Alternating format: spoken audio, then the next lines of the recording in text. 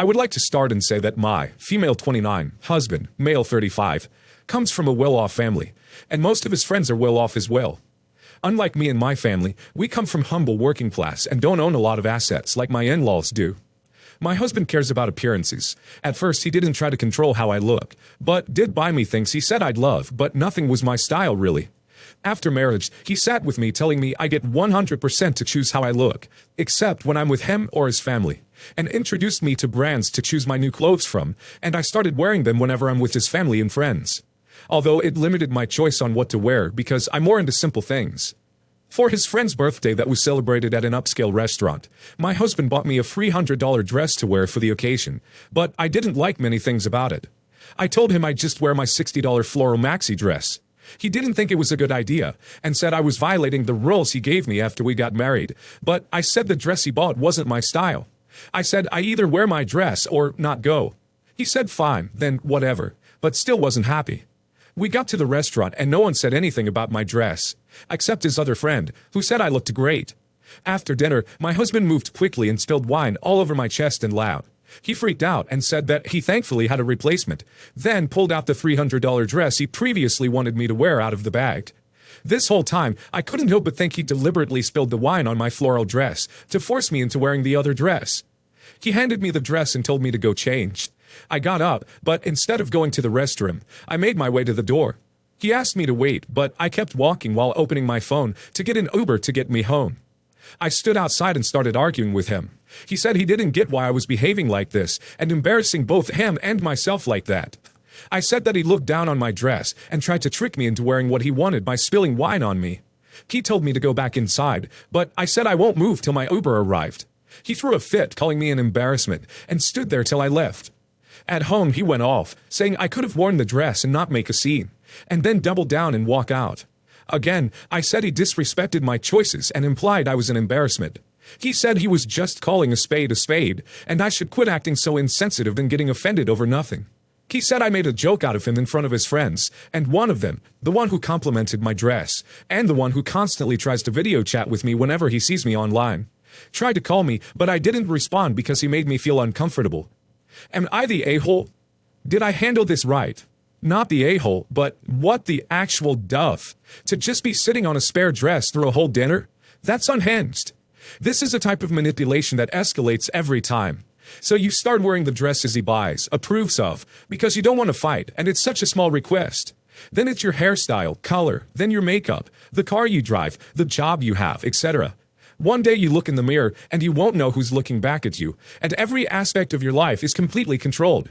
He married you, as you are. Why is that a problem now? Not the a-hole. If he was so worried about how you dressed and wanted to treat you to finer brand clothing, why doesn't he just take you shopping and let you at least pick something in your style? If the price tag and quality is all that mattered, why not just let you pick a simple $300 dress you at least like? My wife, 38 female, and I, 32 male, have been together for 6 years. When we met, her daughter was 2, and after we married, I legally adopted her. All I was told, when her bio father found out about the pregnancy, he left and never returned. He wasn't on her birth certificate, and I never knew his name until recently. Early December, the bio father showed up at our house completely out of the blue. I was at work and came home to the both of them in our living room. She introduced me, but then left right after. 2 weeks went by without a single word about him. Then my wife tells me he's coming for dinner. He didn't show much interest with his daughter. He was more interested in what my wife's been up to all these years. Anyways, at the table, my wife informs me that she and him devised the plan to co-parent. They already made arrangements that he would have her all day Saturday. We never spoke about this privately, so I was caught off guard. I began asking a lot of questions, and I clearly stated I didn't think it was wise for our 8-year-old daughter to go off with a stranger she just met. My wife got upset and said I was acting like her bio dad is some sort of predator. Saturday came. My wife took her to his house and picked her up later. Daughter said they went to the zoo and had fun. I felt a little better about the situation. Everything seemed okay, and by Christmas our daughter was having sleepovers at his house. I offered to take her one evening. My wife immediately got on the defense. I made mention that it's weird, I don't even know where he lives, nor do I have his number. She told me I didn't need to get involved. I asked her to give him my number in case of an emergency. She didn't like that idea either. By early mid-January, my daughter started saying she didn't like going to his house because it was scary, dirty, and she couldn't sleep there. Numerous times she spoke her mind in front of both of us. She began throwing fits before being taken there, which really raised the red flag that my wife dismissed, stating she's only bored there without her gaming systems. I again brought up wanting to know where he lived, which only caused a screaming match. I let things slide because our relationship was starting to suffer. Fast forward to this past Friday. My wife is mainly a stay-at-home mom and is also working to complete her master's. As planned, after class she was supposed to pick up our daughter and would arrive home around 8 p.m. 9 p.m. rolled around and they weren't home. I started calling her sister's mother. No one knew where she was. I went to her college, no sign of her. Little after 2 a.m., she and my daughter walked through the door. I was up waiting. She saw me and said, "I am so sorry," with the pure look of guilt on her face. This is the story she told. During class, her phone died. She got out and went to pick up our daughter, but no one was there. Being unable to call him, she sat waiting in her vehicle. They showed up at 9 p.m. with food in hand. He had taken her to the fair and grabbed food on the way back. She allowed them to eat. She sat down on the couch and told our daughter to get her things together after she's done. My wife claims she fell asleep and woke up at 1:45 a.m. with our daughter sleeping next to her. She said she hurried out of there and rushed straight home. Not buying it, she goes to say she had pulled an all-nighter studying for her exam on Friday and was exhausted. I don't recall that, as I believe she was in bed next to me all night long. After that incident, my wife finally gave me his address and suggested that from now on, I should pick up and drop off our daughter. First time taking my daughter there, I knock on the door and he hollers to come in. I open the door and immediately push my daughter back outside. The smell hit me in the face first. I saw roaches crawling on the walls. Most of all, empty liquor and beer bottles were everywhere. There he sat on the couch, same one my wife allegedly fell asleep on, sitting there wearing nothing but his stained underwear. He was completely wasted, and I could only imagine he was expecting my wife to walk through the door. I went back home with my daughter. Last night, things took a severe turn, and I'm sure I overreacted. I saw a couple charges on an emergency credit card that has a high limit. Both my wife and myself are on the account, and we each have a card. What raised a red flag was a payment made to Metro PCS T-Mobile. None of us or her immediate family has that carrier. We all are either on Verizon or AT&T. I'm thinking she might have gotten another phone to hide her conversations with him, but I see other charges for Family Dollar, Walmart, and gas stations. I confront her. She confesses to paying his phone bill and helping him out here and there. A fight ensues when I request to take a look at her wallet and phone. She would not let me near it and hid her bag from me. That's when I told her to get out. But I told her she was not taking our daughter anywhere out of fear she would run to him. This is the only stable environment my daughter has ever known, and I do not want her getting uprooted and living with an alcoholic. This morning, I found out my wife had stayed with her sister after her mother told her she's not allowed at her house if she's involved with her ex. My mother-in-law 100% supports what I did. My sister-in-law, though, is livid at me, and according to my wife, is beside herself on the verge of a mental breakdown. I'm thinking I was too quick to toss her out last night.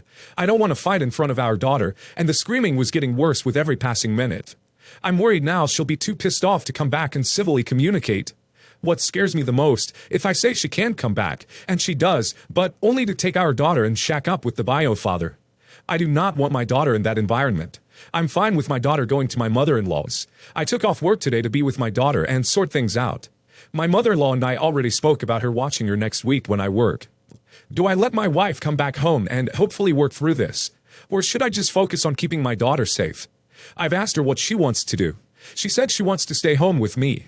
Not looking for legal advice. I've got that covered. Dude, you didn't act fast enough. This 8-year-old is not your stepdaughter. She is legally your daughter. Your wife can stay with her sister. Who gives a crap if her sister is having a breakdown? Your wife should have thought of that before she kicked off this crap show. I would not let your daughter out of your sight. Your daughter comes first. You did the right thing. I'd be livid if I wasn't involved in the decisions that were made in the beginning with her bio dad. I can speak a little on this because my oldest child was adopted by my husband. Her bio father was never in the picture either. However, I would never make decisions alone in regards to her and the bio father.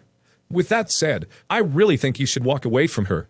She's used family funds to pay this dude's bills. She's lied, most likely cheated, made decisions about your daughter without you, etc.